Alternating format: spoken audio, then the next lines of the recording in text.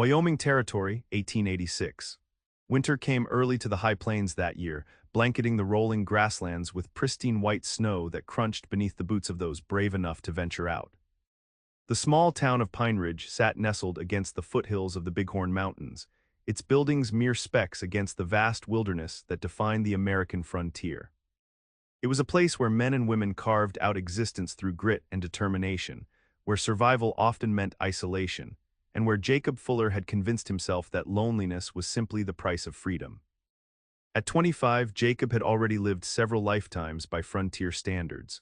Tall and lean with a quiet strength, he moved with the easy confidence of a man comfortable in the saddle and on his own. His features were handsome, but weathered slightly from days spent beneath the unforgiving sun, sharp jawline softened only by light stubble, eyes the color of summer grass, and sandy brown hair that curled slightly at the nape of his neck. The winter had driven him to keep his beard trimmed short rather than clean-shaven, but he maintained a neatness unusual for most cowhands. The Double F Ranch had been his singular focus since his parents' passing 3 years prior. 20 acres of good grazing land, a modest but sturdy cabin, and a small herd of cattle that represented everything he had in this world. Jacob believed the frontier demanded a choice, success or companionship. A man could have one but rarely both. The harsh realities of Wyoming winters, summer droughts, and the constant threat of rustlers had convinced him that attachment was a luxury he couldn't afford. "A ranch needs tending, not feelings," he often muttered to himself while mending fences or breaking horses. "Can't split yourself between land and love." It was a philosophy that served him well enough through the seasons of solitude. He took pride in the calluses on his hands and the slowly growing herd, measuring success in practical terms. A reinforced barn, expanded grazing land, a second well dug before summer. The ranch flourished under his careful stewardship, but the cabin remained Spartan, functional rather than inviting, just as he wanted it. Yet for all his resolve there remained moments, usually in the dead of winter nights when the wind howled across the plains, when Jacob found himself speaking aloud to empty rooms, reaching across cold bedsheets or setting 2 places at his rough-hewn table before catching himself. These moments of weakness, as he considered them, only strengthened his conviction that attachment was dangerous. If mere loneliness could make a man forget himself, what havoc might actual love wreak?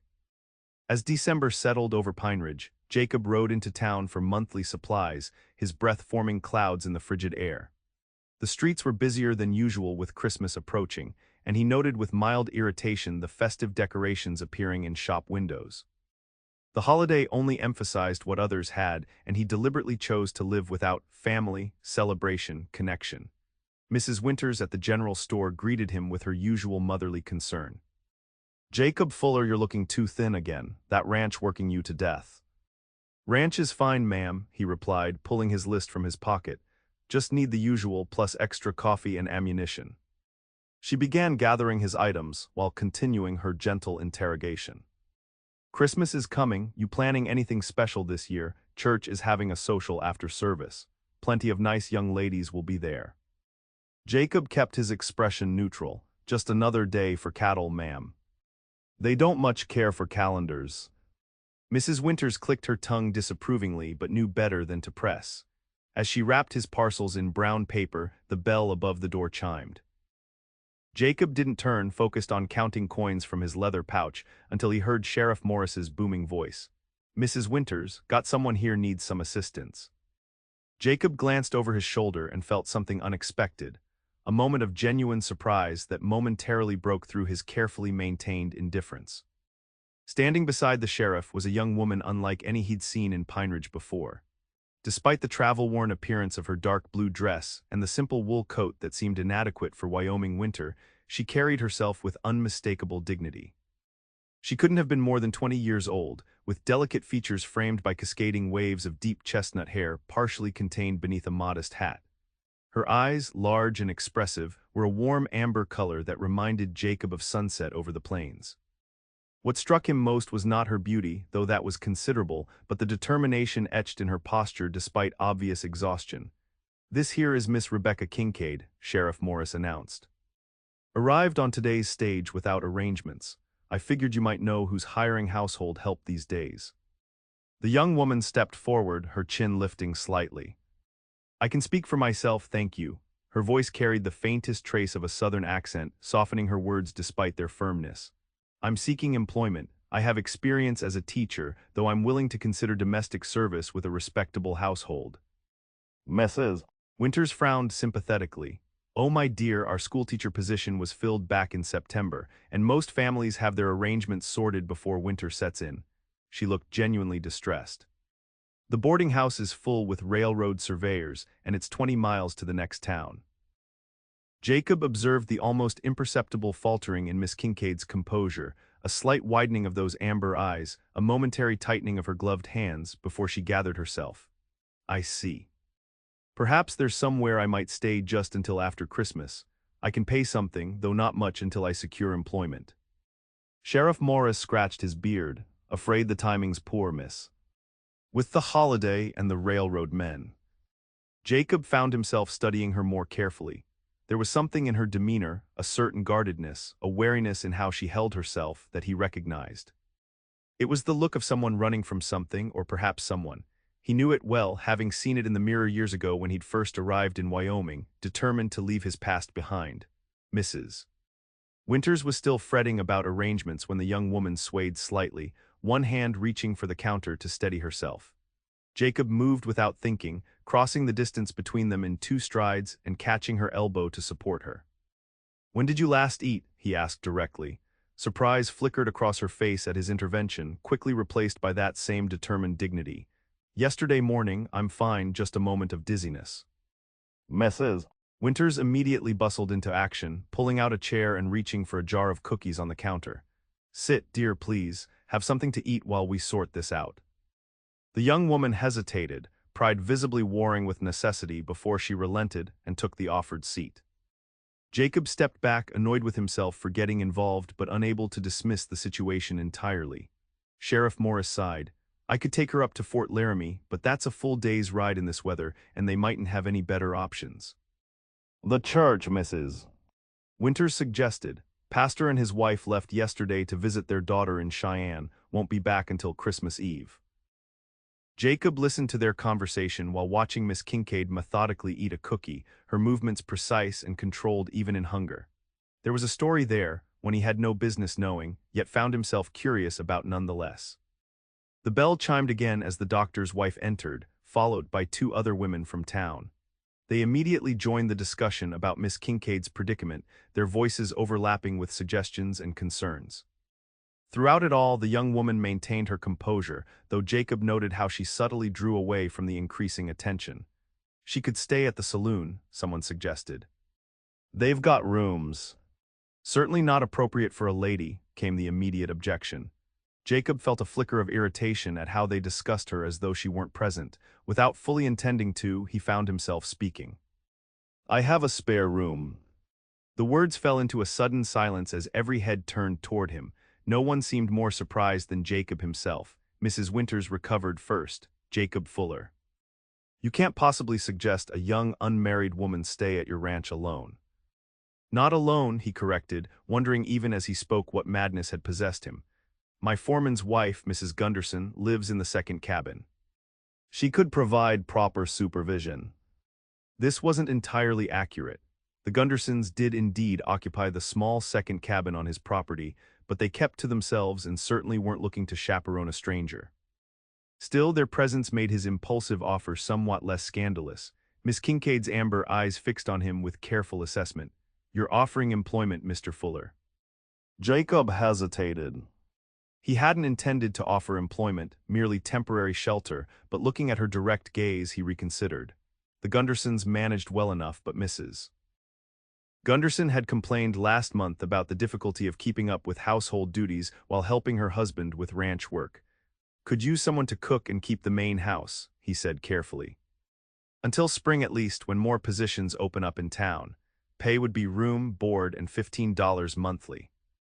The women around them immediately erupted into whispered conversations. Sheriff Morris studied Jacob with narrowed eyes, clearly trying to determine his motives. For his part, Jacob was wondering the same thing. Miss Kincaid stood, smoothing her travel-worn skirt. "That's very generous, Mr. Fuller, but I wouldn't want to impose." "It's not generosity," he interrupted, suddenly feeling the need to establish clear boundaries. "It's a fair exchange, work for lodging and wages." Nothing more. Something flickered in her expression, understanding, perhaps, or relief at his directness. She nodded once. Then I accept Mr. Fuller with gratitude. The impromptu arrangement drew concerned murmurs from the town ladies, but Mrs. Winters silenced them with a look before addressing Jacob. You'll bring her to church on Sundays, Jacob Fuller, and she'll come into town with you for supplies so we can all see she's being treated properly. I don't need, Miss Kincaid began, but Jacob cut her off again. Agreed, he said simply. Better to accept reasonable conditions than fight a battle over propriety he couldn't win. Besides, he attended church most Sundays anyway, if only because not doing so would have generated more gossip than it was worth. And so it was settled. Jacob finished his transactions while Miss Kincaid gathered her single valise, a surprisingly light bag for someone who appeared to be traveling without plans to return. Mrs. Winters packed a basket of food for the poor girl and pressed it into Jacob's hands with a warning look that communicated volumes about her expectations for his behavior. As they stepped out onto the wooden boardwalk, the winter air hit them with renewed force. Jacob noticed Miss Kincaid pulling her inadequate coat tighter around herself, her breath visible in small clouds. They walked to where his horse was hitched, silence stretching between them. I don't have a second mount, he finally said. You'll have to ride double. She nodded, her expression revealing nothing of her thoughts about this arrangement. I've ridden before, Mr. Fuller. Jacob, he corrected automatically, then wondered why he'd done so. Mr. Fuller was my father. Jacob, she repeated, the name sounding different in her gentle accent. I'm Rebecca. He helped her mount, noting how she moved with practiced ease despite her city clothes, then swung up behind her. The unexpectedly intimate arrangement, her back against his chest, his arms around her to hold the reins, made him acutely aware of how long it had been since he'd been this close to another person. As they rode out of Pineridge, snow began falling in lazy spirals from a darkening sky. Jacob was conscious of Rebecca gradually leaning more heavily against him, her exhaustion finally overcoming her rigid self-control. It's an hour's ride, he told her. You can sleep if you need to, I won't let you fall. She didn't respond immediately, and he thought perhaps she was offended by the suggestion. Then her voice came, quiet but clear even against the wind and the steady rhythm of hoofbeats. Thank you, but I don't sleep around strangers. Jacob nodded, though she couldn't see him. Wise policy. They continued in silence until they had nearly reached the outskirts of town. Then, so softly he nearly missed it, she spoke again. I have no home for Christmas. The simple statement, unadorned with explanation or self-pity, struck Jacob more powerfully than any elaborate tale of woe might have. Before he could consider his actions, he had stopped the horse, removed his heavy sheepskin coat, and wrapped it around her shoulders, leaving himself in just his wool shirt and vest. She stiffened. I don't need. You're shivering, he interrupted, urging the horse forward again. Hard to work if you catch pneumonia your first day. Rebecca fell silent, but he felt her gradually relax into the warmth of his coat. Something uncomfortable stirred in Jacob's chest, not quite regret, but a vague sense that he had just stepped off a familiar path into uncharted territory. He told himself it was merely practicality. A sick housekeeper would be of no use, and returning to town with an ill woman would only generate more gossip. Yet as they rode toward the Double F Ranch, snow swirling around them and the weight of a stranger against his chest, Jacob Fuller couldn't shake the feeling that the careful isolation he had built over years had just developed its first hairline crack. The days leading up to Christmas passed in a curious adjustment for both ranch and rancher. Jacob had grown so accustomed to solitude that Rebecca's presence in his home, quiet though she was, felt like a profound disruption to his carefully ordered existence. She moved through the cabin with efficient grace, transforming the functional space into something that, while not extravagant, felt undeniably warmer.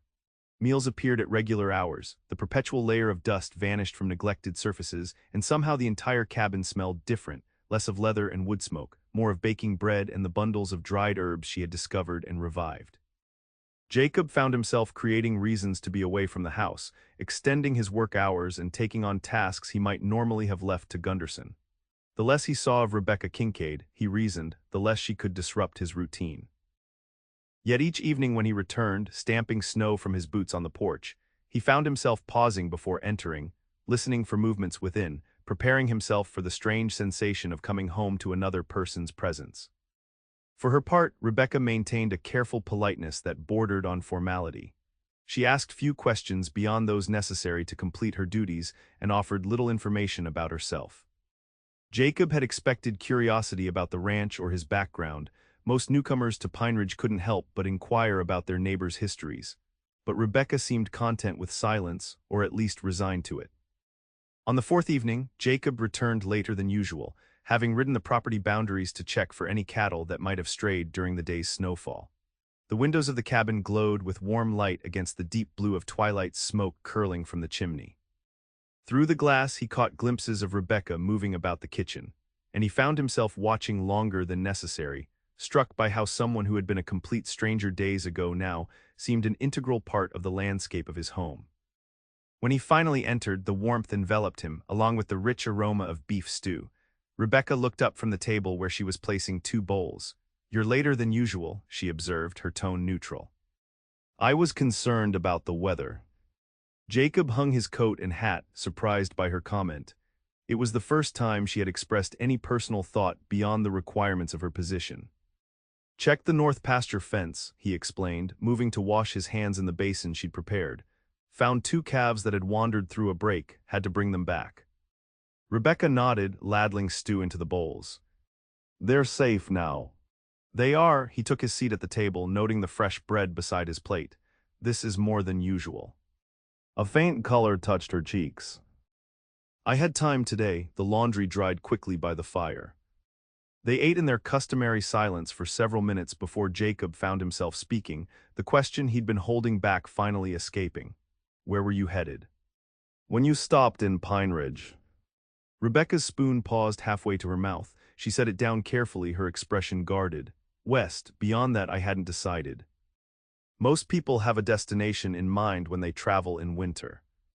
Her amber eyes met his, a flash of something, defiance perhaps, visible before she composed her features. "Most people have somewhere specific to go." The statement hung between them, echoing her words from their first meeting. "I have no home for Christmas." Jacob considered pressing further but recognized the protective barrier she had erected around her past. Wasn't it the same one he maintained around his own? Instead, he changed direction. "Mrs. Gunderson asked if you might join them for coffee tomorrow. She's curious about you." Rebecca's shoulders relaxed slightly. "That would be nice. She seems kind from the little I've seen of her." "She is Finnish, doesn't speak much English, but she understands more than she lets on." "Like most women," Rebecca replied, a surprising hint of dry humor in her voice. Jacob found himself almost smiling in response. "I wouldn't know."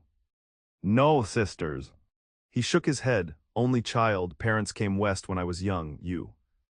Rebecca hesitated, seeming to calculate how much to reveal. "One brother. Older, we haven't spoken in some time." Jacob recognized the careful phrasing for what it was, truth shaped to conceal deeper truths. He didn't push further, and they finished their meal in a silence that felt, for the first time, slightly less strained. Later, as Jacob sat by the fire reviewing cattle records while Rebecca mended a tear in one of his shirts, he found himself occasionally glancing at her from beneath lowered brows. Her head was bent over her work, the firelight catching copper highlights in her chestnut hair, now braided simply down her back. Her fingers moved with practiced precision, testimony to skills learned long before she arrived in Pineridge. "You don't have to do that," he said abruptly. "Mending wasn't part of our agreement." Rebecca looked up, her expression unreadable. "I don't mind. The shirt needed repair and I had the time." "Still, you've done more than required these past days." She returned to her stitching, silent for a moment before responding. "I find it easier to sleep when I've been properly busy. And I prefer to earn my keeps thoroughly." The emphasis she placed on the last word revealed more than perhaps she intended, a glimpse of pride, of someone accustomed to standing on her own merits. "No one's questioned your work ethic," Jacob said, hearing the gruffness in his voice and unable to modulate it. Rebecca tied off her thread and cut it with small scissors from her sewing kit. "Perhaps not aloud." She folded the shirt and rose from her chair. "Will you need anything else this evening?" The formal question reminded Jacob of their respective positions, employer and employee, not two people sharing a quiet evening by the fire. "No, thank you for dinner and the shirt." She nodded and moved toward the small second bedroom that had previously served as storage until Jacob hastily cleared it for her arrival. At the doorway she paused, her back still to him. "My father died last spring," she said quietly. "The family home in Virginia was lost during the war. My brother returned from fighting to find nothing left but debts and bad memories. She hesitated. He made arrangements for me that I found unacceptable, so I left." Before Jacob could respond, she had slipped into her room, the door closing softly behind her. He stared at the empty space where she had stood, understanding that he had just been granted a rare glimpse through a carefully guarded window. The significance wasn't lost on him, nor was the fact that her brief explanation created more questions than it answered. As the fire crackled in the hearth, Jacob realized with unexpected clarity that the boundaries he'd established around his solitary existence weren't just keeping others out. They were keeping him contained, limited, safe from the complications and potential disappointments of human connection. Looking at Rebecca's closed door, he wondered if she had built similar walls for similar reasons. And for the first time in years, Jacob Fuller questioned whether those walls were truly protection or simply a different kind of prison. The following Sunday brought their first trip to town together, fulfilling Jacob's promise to Mrs. Winters. The morning dawned clear and cold, the recent snowfall transforming the landscape into a dazzling expanse of white broken only by the dark silhouettes of distant mountains. Rebecca emerged from her room dressed in her best, the dark blue dress now carefully pressed, her hair arranged in a simple but elegant style beneath a modest hat. Jacob, who had made his own concessions to Sunday propriety with a clean shirt and his seldom-worn black coat, found himself momentarily at a loss for words. Clean and rested, with color in her cheeks from the cabin's warmth, Rebecca Kincaid looked not just pretty but genuinely beautiful. "Will this be suitable?" she asked, misinterpreting his silence as disapproval. It's the best I have. Jacob cleared his throat. "It's fine, we should leave soon to arrive before the service." The ride to town was less awkward than their first journey, though the arrangements remained the same, Rebecca seated before him on his horse, Jacob's arms around her to hold the reins. This time, however, she wore his spare coat, properly fitted to her smaller frame by her own clever alterations. The sheepskin collar framed her face, bringing out the warmth in her complexion and eyes. "The townspeople will have questions," Jacob warned as they approached Pineridge. "They're not unfriendly, just curious. Small towns run on gossip." Rebecca nodded. "I understand. What should I tell them?" The question was pragmatic rather than concerned, as though she were simply establishing the parameters of a role to play. Jacob frowned. "The truth, I suppose." You're working at the ranch until spring. And if they ask why I came to Pineridge? Jacob considered this. That's your business. You don't owe strangers your history. She glanced over her shoulder at him, a flicker of surprise in her expression. Most employers would prefer their household help didn't arrive shrouded in mystery. "I'm not most employers," he replied simply, "and Pineridge isn't Virginia. Out here, most folks are running toward something or away from something." Nobody expects a full accounting. A ghost of a smile touched her lips.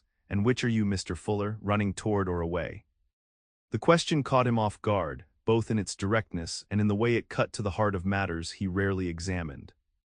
"Both, I suppose, away from the war, toward something I could build with my own hands." Rebecca turned forward again, her voice carrying back to him on the cold air.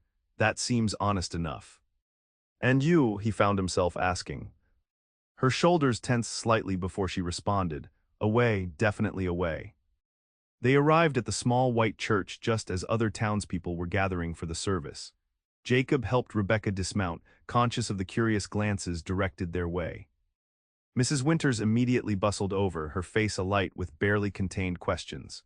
"Rebecca, my dear, how wonderful to see you looking so well. I trust Jacob is treating you properly." "Mr. Fuller has been a perfect gentleman," Rebecca replied with composed dignity, "and Mrs. Gunderson has been most welcoming." This seemed to satisfy Mrs. Winters, though she shot Jacob a look that clearly communicated continued surveillance. She linked her arm through Rebecca's. "Come, dear, let me introduce you to some of the ladies." Jacob watched as Rebecca was swept into a circle of the town's women, noting how she maintained her polite smile while keeping a certain reserve in her posture. She answered questions with gracious brevity, neither inviting further inquiry nor appearing rudely dismissive. It was a delicate social dance performed with considerable skill, suggesting a background of some refinement. "Quite a change, Fuller," came Sheriff Morris's voice at his elbow. Haven't seen you bring anyone to church since your parents passed. Jacob kept his expression neutral, just fulfilling my promise to Mrs. Winters. The sheriff studied him with knowing eyes. Pretty young woman, carrying some trouble if I had to guess. Aren't we all? Morris chuckled. Fair point, just be careful. Pretty faces sometimes hide complicated stories. She's an employee, not a complication, Jacob replied, perhaps too firmly. If you say so. The sheriff clapped him on the shoulder. Better get inside. Pastor Thomason doesn't take kindly to latecomers. The service itself passed uneventfully, though Jacob found his attention wandering repeatedly to Rebecca's profile as she sat beside him in the pew. She followed the hymns and prayers with practiced ease, suggesting regular church attendance in her past. When Pastor Thomason delivered his sermon on finding light in dark times, appropriate for the Christmas season, Jacob noticed a particular stillness come over her, as though the words held special significance. Afterward came the social hour in the church basement, where tables laden with coffee and baked goods awaited the congregation. Jacob normally avoided these gatherings, but today he found himself lingering, watching from a corner as Rebecca navigated the social currents with quiet grace. The banker's wife, Mrs. Harrington, seemed particularly intent on questioning her. Virginia, you say? Which county, dear? I have cousins in Richmond. Albemarle County, Rebecca replied, though we were some distance from Charlottesville proper. And your father was a professor before the war. Afterward he tried farming, but his health was never strong. Jacob couldn't hear Mrs. Harrington's next question, but whatever it was caused Rebecca's smile to become more fixed, her spine straightening imperceptibly. He moved closer, arriving just in time to hear Rebecca's carefully modulated response. Yes, my brother did serve, with General Lay. A subtle tension rippled through the small group. Wyoming territory had been largely removed from direct conflict during the Civil War, but sentiment still ran strong in both directions. Mrs. Harrington's expression had cooled noticeably. I see, how patriotic of him. Before Rebecca could respond, Jacob stepped to her side. Miss Kincaid, we should start back soon if we're to beat the weather. Relief flickered briefly in her eyes before she composed her features. Of course, Mr.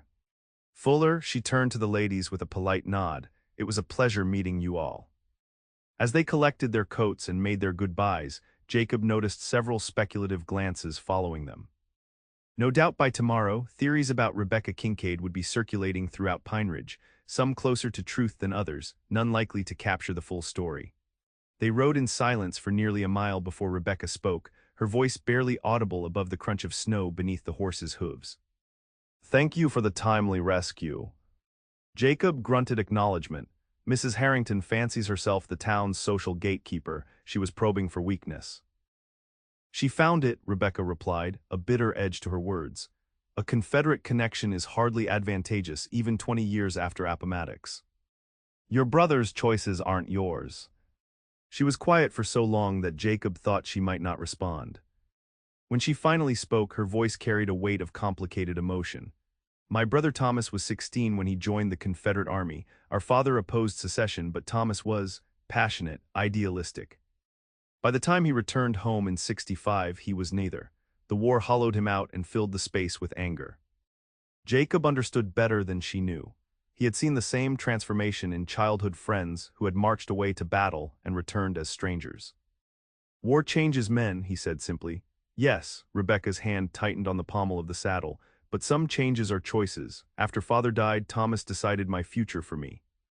He arranged a marriage to his former commanding officer, a man 30 years my senior with a reputation for cruelty, who wanted my father's library and a young wife. The last words were spoken with quiet dignity that did nothing to mask their painful implications. Jacob felt a surge of protective anger on her behalf. So you ran. I left, she corrected, her voice steadying. With what money I could gather and my mother's locket, Thomas was in Richmond finalizing the arrangement. By the time he returned, I was halfway to St. Louis. The pieces aligned in Jacob's mind, her arrival without connections or destination, her wariness, her determination to earn her keep. She was literally making her path as she traveled it, with no fixed point to guide her except away from what she'd left behind. Your brother, would he come looking for you? Rebecca tensed against him. I don't know. He has his pride, and I left a letter making my feelings clear. But he also gave his word to Colonel Blackwell, and Thomas has always valued his honor above all else, including my wishes. Jacob processed this information silently, watching the Double F Ranch appear on the horizon, the cabin a small dark shape against the snowy landscape. Something protective stirred in him, not merely the basic decency of sheltering someone in need, but a more specific determination that Rebecca Kincaid would not be forced back into a fate she had risked everything to escape. Wyoming's a long way from Virginia, he said finally, and winter makes the passes difficult. You're safe at the Double F for now. He felt rather than saw her small nod, her back still pressed against his chest as they rode. The word now hung between them, acknowledging the temporary nature of their arrangement without directly addressing it. Spring would eventually come, passes would open, and Rebecca would need to decide her next steps. As they approached the ranch, snow began falling again, fat flakes drifting lazily from a pewter sky. Jacob found himself suddenly, unexpectedly aware of how the cabin looked through a newcomer's eyes, not the practical shelter he had always considered it, but a home, with smoke curling from the chimney and warm light in the windows courtesy of the lamps Rebecca must have lit before they left that morning. It looks peaceful, she said softly, as though reading his thoughts, like a painting. Jacob surveyed his property, the barn, the corral, the main cabin, and smaller Gunderson place, and for the first time in years saw it not as a burden to be maintained but as an achievement. A place someone might look at and find beautiful. It's not much, he said, the words automatic. Rebecca glanced back at him, snowflakes catching in her eyelashes. It's more than many ever build for themselves. The simple observation, free from flattery or exaggeration, affected Jacob more deeply than effusive praise might have. It acknowledged both the limitations and the value of what he had created, a perspective he rarely allowed himself. As they dismounted and Jacob led the horse to the barn, he found himself watching Rebecca walk toward the cabin, her figure silhouetted against the snowy backdrop. The woman who had arrived desperate and alone just days ago now moved with purpose toward his home as though she belonged there. The realization was as unsettling as it was warming, for Jacob had long ago convinced himself that belonging was precisely what he neither needed nor wanted. In the days that followed, a subtle shift occurred in the rhythm of life at the Double F Ranch. The formal distance between Jacob and Rebecca gradually eased, replaced by a cautious but genuine camaraderie. Their evening conversations lengthened, moving beyond the practicalities of ranch management to personal histories and observations. Jacob found himself sharing stories he hadn't revisited in years, his father's determination to establish the ranch, his mother's garden that flourished against all odds, his own youthful adventures and misadventures on the frontier. In return, Rebecca spoke of her childhood in Virginia, her education at home under her father's tutelage, and her dreams of perhaps becoming a teacher herself someday. She avoided detailed discussion of the war years and her brother's transformation, but Jacob could piece together enough to understand the loss and disillusionment that had shaped her recent life. As Christmas approached, Rebecca began subtle preparations that Jacob pretended not to notice. Dried fruit soaking in spirits for a cake, pine branches arranged on the mantel, small packages hidden away after trips to the Gundersons' cabin.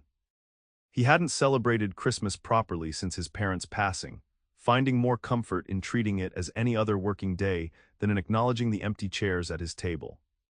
Yet he found himself reluctant to dismiss Rebecca's quiet efforts. There was something appealing in her determination to create warmth and celebration despite her own recent losses. One evening, returning from checking cattle during a light snowfall, he deliberately detoured to a stand of pines on the property's edge and cut a small tree, dragging it back to the cabin and propping it beside the door. When Rebecca opened the door at his knock, her eyes widened at the sight. "I thought, if you wanted," Jacob gestured awkwardly at the small pine, feeling suddenly foolish. "For Christmas." A genuine smile lit her features, not the polite, measured expression she typically wore, but something bright and unguarded. "It's perfect." She stepped back, holding the door wider. "Bring it in. I think it will fit in the corner by the window." Together they set up the tree, securing it in a bucket of sand from the creek bed. Rebecca disappeared into her room and returned with a small box containing a few simple ornaments, paper stars she had apparently crafted during her days alone in the cabin, and a string of dried berries she had collected and preserved. "It's not much," she said, echoing his own words about the ranch, "but it will brighten the room." As they hung the decorations on the small tree, Jacob found himself studying Rebecca's profile, illuminated by lamplight. Her features had softened in the weeks since her arrival, the wariness gradually replaced by a cautious contentment. She hummed softly as she worked, a Christmas carol he vaguely recognized, and the simple domesticity of the moment struck him with unexpected force. "My mother used to sing that," he said abruptly, "every Christmas while she decorated the tree." Rebecca's hands stilled on a paper star. Mine too, Silent Night was her favorite. The shared memory created a bridge between them, a recognition of common experience despite their different backgrounds. Jacob found himself reaching for the next ornament at the same moment Rebecca did, their fingers brushing briefly. The small contact sent an unexpected current through him, and he withdrew his hand perhaps too quickly. If Rebecca noticed his reaction, she gave no sign, continuing her work on the tree with focused attention. Yet Jacob remained acutely aware of her nearness, of the faint lavender scent that somehow persisted despite the frontier's limitations, of the graceful movement of her hands as she arranged the simple decorations. This awareness troubled him. Rebecca Kincaid was his employee, a woman under his protection, someone who had entrusted him with her safety after escaping one unwanted attachment. The last thing she needed was to feel that she had traded one uncomfortable situation for another. Jacob determined to maintain proper boundaries, to remember that their arrangement was temporary and practical, not the beginning of something more complex. Yet as December progressed and Christmas drew nearer, he found this resolution increasingly difficult to maintain. Rebecca had become not just a presence in his home, but an essential part of its fabric, her absence when she visited Mrs. Gunderson or worked in another room left spaces that seemed emptier than they had before her arrival. Her opinions and observations, offered with increasing confidence as she grew more comfortable, shaped his thinking on matters beyond household management. One evening, as they sat by the fire after supper, Rebecca mending, while Jacob read aloud from a volume of Twain at her request, a sudden pounding at the door startled them both. Jacob set aside the book and rose, automatically checking that his revolver was in its holster before approaching the door. "Who's there?" he called. "Gunderson," came the reply, the foreman's voice uncharacteristically urgent. "Got trouble, boss." Jacob opened the door to find Olaf Gunderson on the porch, snow crusting his beard and hat. "What is it?" Riders spotted heading this way, 6, maybe 7 men, armed. Gunderson's accent thickened with tension, not looking like friendly visitors coming from South Ridge. Jacob's mind raced. The ranch had little of value to attract ordinary thieves. His cash was safely deposited in the Pineridge bank, and the cattle were hardly worth a raid in winter. How long? 20 minutes, maybe less. Saw them when I was checking the south fence. Rebecca had risen from her chair, her face pale but composed. Who would come at this hour in this weather? Jacob exchanged a look with Gunderson, no one with good intentions. He turned to Rebecca. "Stay here with Mrs. Gunderson, lock the doors." "What are you going to do?" Her voice remained steady despite the fear visible in her eyes. "Meet them before they reach the house." "Find out what they want." Jacob was already moving, collecting his heavy coat and checking his ammunition. "Gunderson, get your rifle and meet me at the barn. We'll take positions behind the corral." Rebecca followed him to the door. "Jacob, if they're raiders." "Then we'll handle it." He paused, struck by the concern in her expression. On impulse, he reached out and briefly squeezed her hand. "This isn't the first time trouble has ridden to the double F. It won't be the last, but I don't intend to let anyone threaten what's mine." The possessive phrasing slipped out unintentionally, but Jacob saw something flicker in Rebecca's eyes at his words. A recognition, perhaps, that his protection extended not just to property but to her. "Be careful," she said simply, then stepped back as he moved through the door. Outside, the night had turned bitter cold, stars sharp against the black sky. Jacob and Gunderson worked quickly, positioning themselves behind the sturdy corral fence with clear lines of sight to the approaching trail. The minutes stretched endlessly, marked only by their clouded breath in the frigid air and the occasional stamping of horses in the nearby barn. Finally, the sound of hoofbeats carried through the still night, followed by the appearance of dark figures against the snow. Jacob counted 5 riders, not the 6 or 7 Gunderson had estimated, but still a concerning number. "Hold there," Jacob called when they were within earshot. "State your business." The riders slowed but continued advancing. The lead figure called back, looking for Jacob Fuller. You found him, that's far enough. The riders stopped about 30 yards from the corral. The leader moved his horse slightly forward. Name's Blackwell, Colonel James Blackwell. I'm looking for a young woman, been told she might be in these parts. The name hit Jacob like a physical blow. Blackwell, the man Rebecca had fled, her brother's former commanding officer. His grip tightened on his rifle. No women here except Mrs. Gunderson, my foreman's wife. You're a long way from anywhere, Colonel, especially Virginia. Even in the darkness, Jacob could sense the man's surprise at the specific reference. You know who I'm looking for then. I know you should turn around and head back to town. Whatever you're seeking isn't here. The colonel's laugh held no humor. Mr. Fuller, I've tracked that girl across half the country. Her brother gave his word she'd be my wife, and I intend to collect what's mine. Now, we can handle this civilized, or we can do it the hard way. Your choice. Jacob's mind raced. 5 armed men against himself and Gunderson were poor odds, especially with Rebecca and Mrs. Gunderson potentially caught in the crossfire if shooting started. He needed to buy time, to find a way to defuse the situation without bloodshed if possible. It's mighty cold for a standoff, he called back. Why don't you and one man come up to the house? We can discuss this like gentlemen over coffee. After a brief consultation with his companions, Blackwell agreed.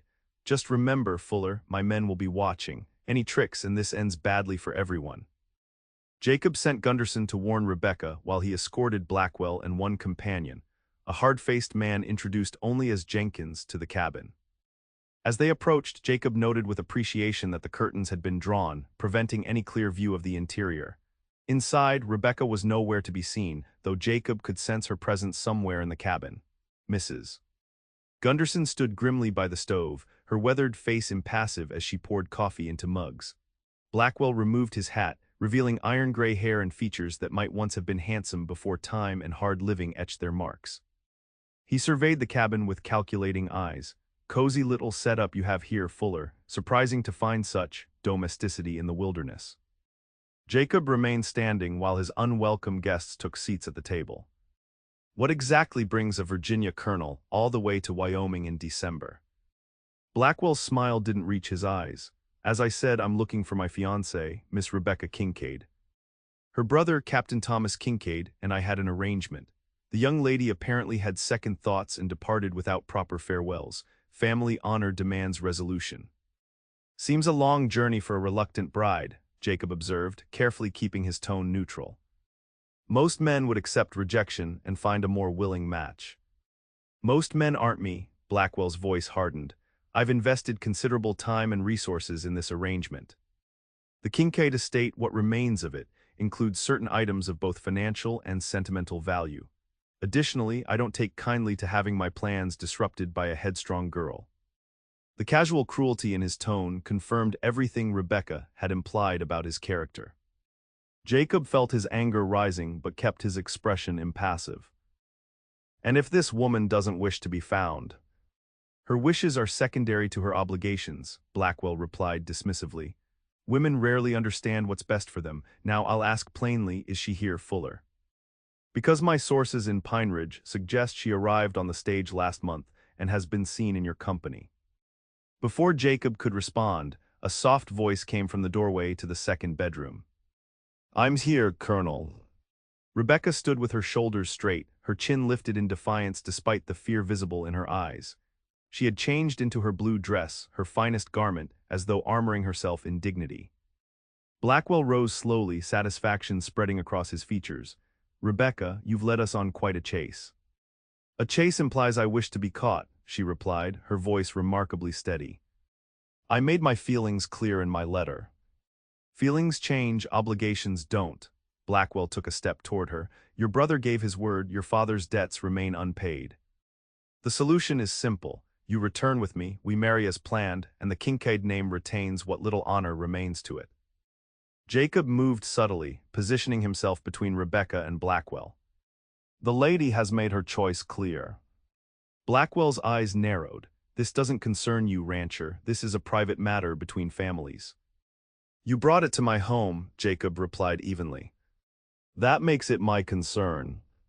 Rebecca stepped forward, her hand briefly touching Jacob's arm in a gesture that seemed to draw strength even as it conveyed reassurance. Colonel Blackwell, whatever arrangement you made with my brother, it was without my consent. I will not marry you, not now, not ever. Bold words from a penniless fugitive. Blackwell's tone hardened. Your brother rides with my men outside. He's come to escort you home and see you fulfill your family's obligation. The color drained from Rebecca's face. Thomas is here. Indeed. Quite determined to restore family honor. Blackwell's smile was cold. Now shall we depart civilly, or must this become unpleasant? Jacob felt the situation balancing on a knife's edge. Outside were at least 4 armed men, including Rebecca's brother. Inside, only himself and Gunderson stood against Blackwell and his companion, yet the thought of surrendering Rebecca to this man was utterly intolerable. There's a third option, Jacob said quietly. You leave without her, return to Virginia, find another bride, one who comes willingly. Jenkins, who had remained silent until now, laughed harshly. Colonel doesn't take orders from cowboys. Nor refusals from women who don't understand their place, Blackwell added, his gaze fixed on Rebecca. I've indulged this foolishness long enough. Get your things, girl. We're leaving. No, the single word from Rebecca rang with finality. I am not property to be traded for debts. I will not go with you. Blackwell's expression darkened. Then perhaps Mr. Fuller would like to settle your father's obligations. I calculate the value at approximately $5,000, a substantial sum for a small rancher, I would imagine. The figure was deliberately impossible, more than the entire worth of the Double F Ranch. It was a trap designed to prove that Jacob couldn't protect Rebecca, to force her capitulation through financial impossibility. Before Jacob could respond, Rebecca stepped forward, her expression suddenly transformed by a calm determination that seemed to illuminate her from within. You have no legal claim on me, Colonel. My father's debts died with him under Virginia law. My brother has no authority to promise me in marriage. I am of age and sound mind. Your journey has been wasted. Her voice gained strength with each word. Furthermore, your presence here constitutes trespass and harassment. I suggest you depart before Sheriff Morris is informed of your threats. The calculated reference to local law enforcement was clever, reminding Blackwell that he was far from Virginia, in territory where his name and former rank carried little weight. Jacob saw uncertainty flicker across the colonel's features, quickly replaced by anger. You think a frontier sheriff will side with you against respectable gentlemen, against your own brother. You overestimate your position, Rebecca.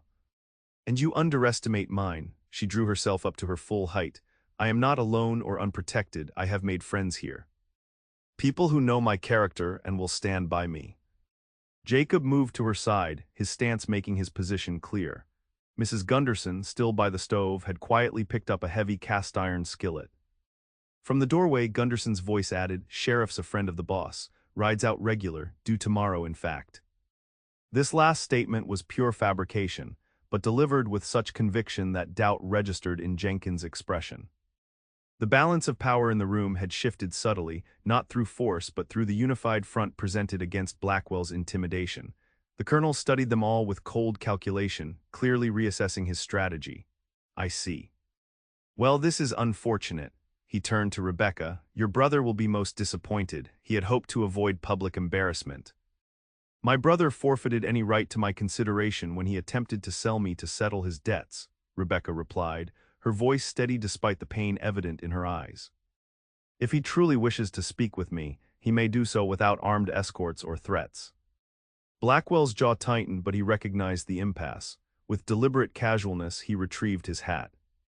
Jenkins, inform the others we'll be returning to town. This discussion will continue another time under more amenable circumstances. The implied threat hung in the air as the 2 men moved toward the door. Jacob followed, his hand never straying far from his holstered revolver. At the threshold, Blackwell turned back, his gaze moving past Jacob to Rebecca. Consider carefully, my dear. Winter is harsh in these territories. Accidents happen. Isolated ranches burn. Your protector here has much to lose. His smile was reptilian. We'll remain in Pineridge a few days longer. Reconsider your position. With that parting threat, he stepped into the night, Jenkins following. Jacob watched from the doorway as they mounted and rejoined their companions waiting beyond the corral. In the moonlight, he could make out a younger figure among them, presumably Thomas Kincaid, though he made no move to approach the cabin or speak with his sister. Only when the riders had disappeared beyond the ridge did Jacob close and bar the door. He turned to find Rebecca standing exactly where he had left her face pale but composed, her hands clasped tightly before her. "He'll be back," she said quietly, "with more men or different tactics." Probably Jacob saw no point in false reassurance, but we'll be ready. Rebecca shook her head, distress finally breaking through her composed facade. "I've brought this danger to your home, to the Gundersons. I should never have stayed."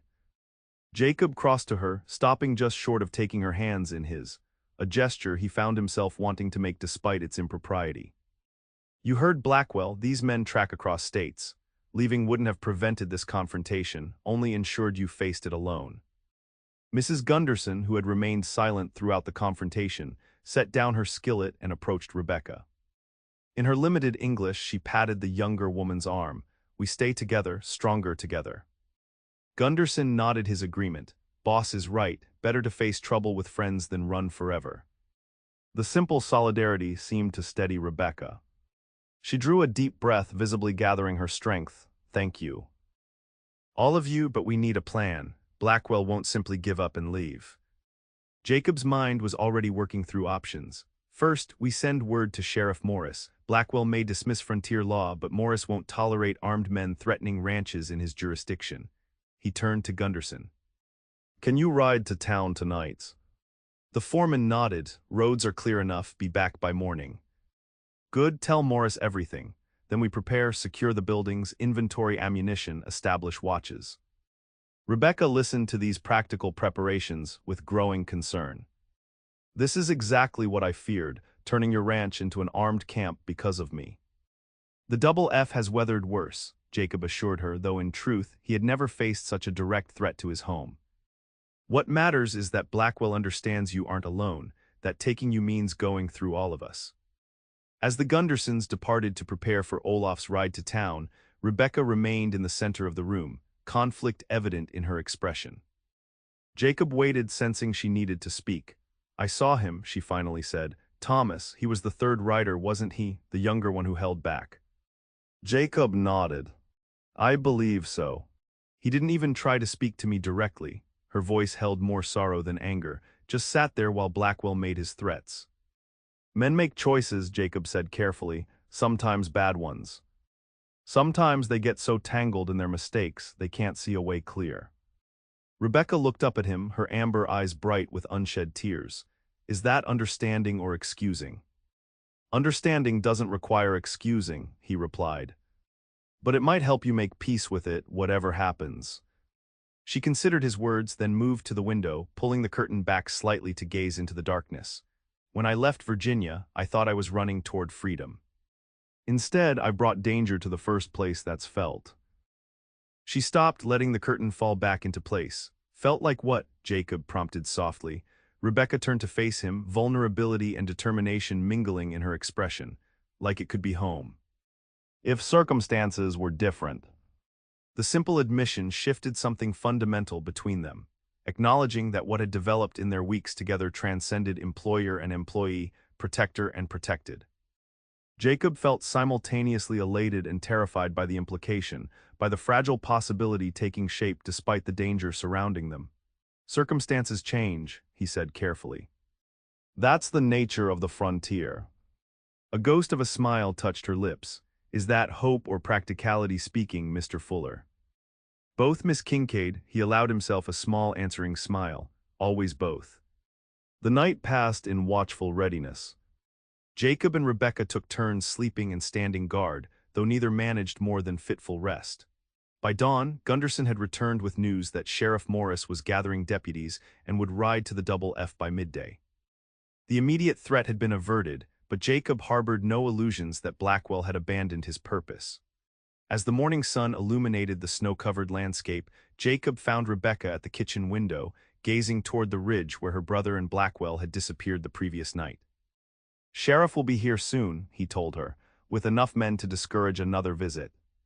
She nodded without turning from the window. "And after that, Blackwell won't simply give up his claim, not after tracking me this far." Jacob hesitated, then offered the conclusion he had reached during his hours of reflection overnight.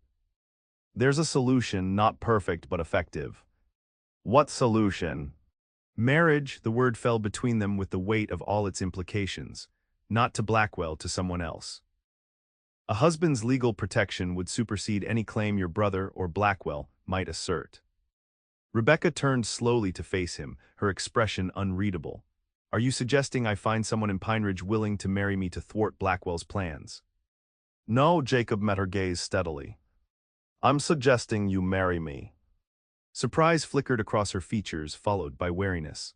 Out of duty, protection, I won't trade one unwanted obligation for another, Jacob. Not duty, he corrected, finding himself suddenly, unexpectedly certain of feelings he had been denying for weeks.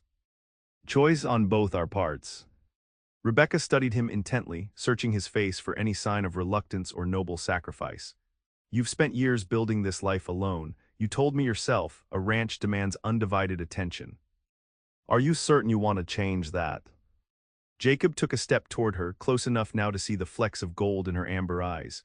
I was wrong about many things. The ranch doesn't need my loneliness to thrive, it needs what you've brought to it, purpose beyond mere survival. He paused, finding words for emotions he had long suppressed. I need what you've brought to it. And what is that? Her voice was barely above a whisper. Life. Warmth, he reached for her hand, half expecting her to pull away, but finding instead that her fingers entwined with his. A reason to build something more than fences and barns.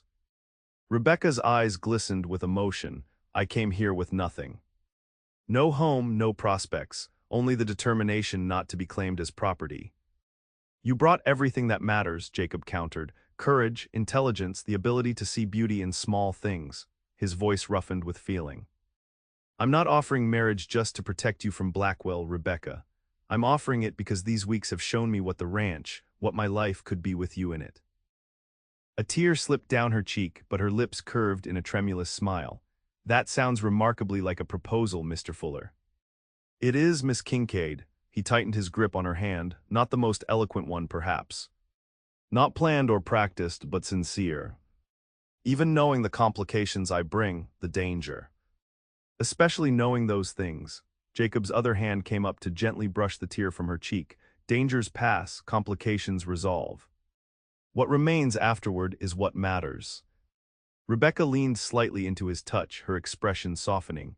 When I whispered that I had no home for Christmas, I never imagined that the rancher who lent you his coat might offer his name as well, Jacob finished, allowing himself a small smile. Something like that. She looked up at him with newfound clarity. Yes, Jacob Fuller, I will marry you, not just to thwart Blackwell, but because I've found something here I never expected to find again, a place where I belong. A person who sees me, truly sees me, and offers partnership rather than possession. The distance between them vanished as Jacob drew her into his arms, his lips finding hers in a kiss that held all the promise of their shared future, tender yet strong, cautious yet certain. When they parted, both slightly breathless, the world outside the cabin window seemed transformed, the same snow-covered landscape, but viewed now through the lens of shared possibility rather than isolated endurance. Sheriff Morris can witness our vows when he arrives, Jacob said, still holding her close. It won't be the wedding you might have dreamed of. Rebecca shook her head, smiling. It will be exactly the wedding I need. One entered freely with clear eyes and full hearts. Her expression turned serious. But Blackwell won't simply accept defeat. Even with the law and marriage on our side, he's a dangerous enemy. Then we'll face him together, Jacob replied firmly. Along with whatever else comes, good harvests or poor, harsh winters or mild, all of it, together. The sound of approaching horses interrupted their embrace. Jacob moved to the window, relieved to see Sheriff Morris and 4 deputies riding toward the ranch. The immediate crisis would soon be addressed, though both knew that Blackwell's threat remained on the horizon. Yet as Rebecca came to stand beside him at the window, her hand slipping naturally into his, Jacob felt a certainty that transcended the dangers they still faced. The Double F Ranch had begun as his refuge from a broken world, a place to rebuild in isolation. Now, with Rebecca at his side, it would become something more, a true home, built on chosen bonds rather than defensive walls. Ready? He asked, looking down at the woman who had arrived as a stranger and would soon be his wife. Rebecca's smile held all the warmth he had once convinced himself he didn't need. Ready. Together, they opened the door to face whatever came next, not alone, but united in the home they would build together. Christmas morning dawned clear and bright over the Double F Ranch, sunlight transforming the snow-covered landscape into a dazzling expanse of white. Inside the main cabin, a fire crackled in the hearth, its warmth complementing the golden light streaming through the windows. The small pine tree in the corner, adorned with Rebecca's paper stars and dried berries, cast the scent of forest throughout the room. Jacob Fuller stood by the window, watching the play of light across the snow while adjusting the unfamiliar weight of his father's gold wedding band on his finger. 3 days had passed since his hurried marriage to Rebecca Kincaid in the presence of Sheriff Morris and the Gundersons, a simple ceremony with profound consequences. The legal protection of marriage had achieved its immediate purpose. Blackwell had been forced to recognize that his claim on Rebecca, tenuous to begin with, was now legally invalid. The confrontation that followed had been tense but ultimately anticlimactic. With the sheriff and his deputies standing firm alongside Jacob and the Gundersons, Blackwell had been compelled to accept defeat, at least temporarily. He had departed Pineridge with dark promises of future legal challenges, but his immediate power to threaten Rebecca had been neutralized. More surprising had been Thomas Kincaid's reaction. Rebecca's brother had requested a private conversation with his sister, a meeting Jacob had initially opposed until Rebecca insisted on hearing what Thomas had to say. Their discussion, conducted on the porch under Jacob's watchful eye, had revealed complexities neither had anticipated. Thomas, it seemed, had been caught between genuine concern for his sister's welfare and crushing debts that threatened what remained of their family's legacy. His arrangement with Blackwell had begun as a desperate solution to financial ruin and evolved into an obligation he felt unable to break without destroying the last shreds of his honor. Rebecca's flight had forced him to confront the moral bankruptcy of trading his sister's freedom for financial salvation. Their reconciliation had been tentative, incomplete. Too much remained unresolved for full forgiveness, but Thomas had departed with a better understanding of his sister's choice and a promise to handle Blackwell without further involving Rebecca. Whether he would keep that promise remained to be seen, but his parting words had suggested genuine regret and perhaps the beginning of redemption. Now, on this Christmas morning, the immediate danger had passed.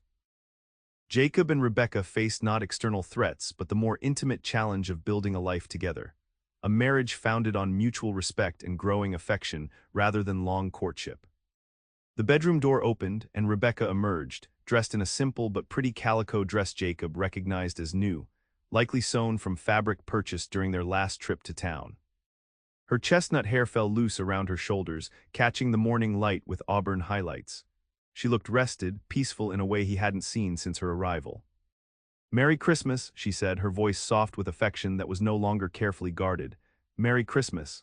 Jacob crossed to her, still marveling at the ease with which they now shared space. "Did you sleep well?" The question carried subtle weight.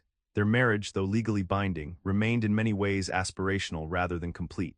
By mutual agreement, they had decided to allow their intimate relationship to develop at its own pace, with Rebecca continuing to occupy the second bedroom until both felt ready for the full union their vows promised. This arrangement, unconventional though it was, honored the unusual circumstances of their marriage and the trust they were still building.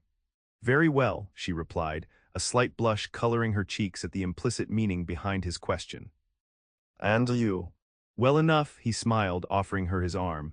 "Mrs. Gunderson sent word that she's prepared a special Christmas breakfast for all of us. We shouldn't keep them waiting."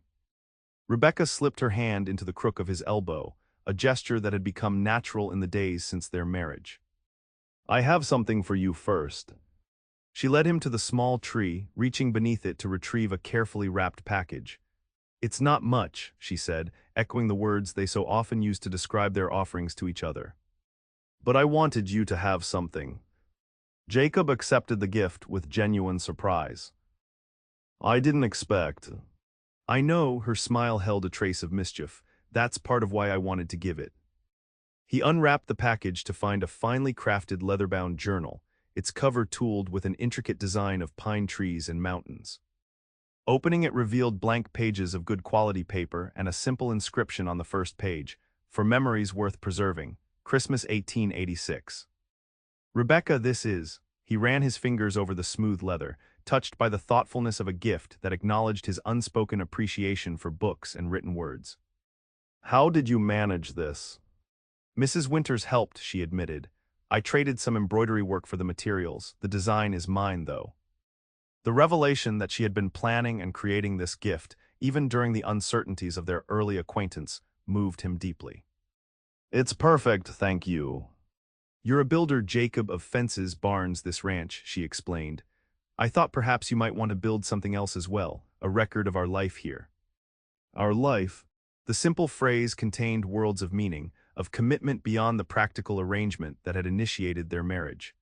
Jacob felt a surge of emotion he would once have suppressed, but now allowed himself to acknowledge. "I have something for you too," he said, reaching into his vest pocket. "Not as carefully prepared, I'm afraid." He withdrew a small velvet pouch and placed it in her palm. Rebecca opened it carefully, her breath catching as she revealed a simple gold band set with a small pearl. "Jacob, it's beautiful." "It was my mother's," he explained. "When we married so suddenly, there wasn't time to provide a proper ring. I wanted you to have this." Rebecca held the ring reverently. "Are you certain, something so personal?" "She would have wanted you to have it," Jacob assured her. "She always said it was meant to be passed to the woman who would help continue what she and my father started here."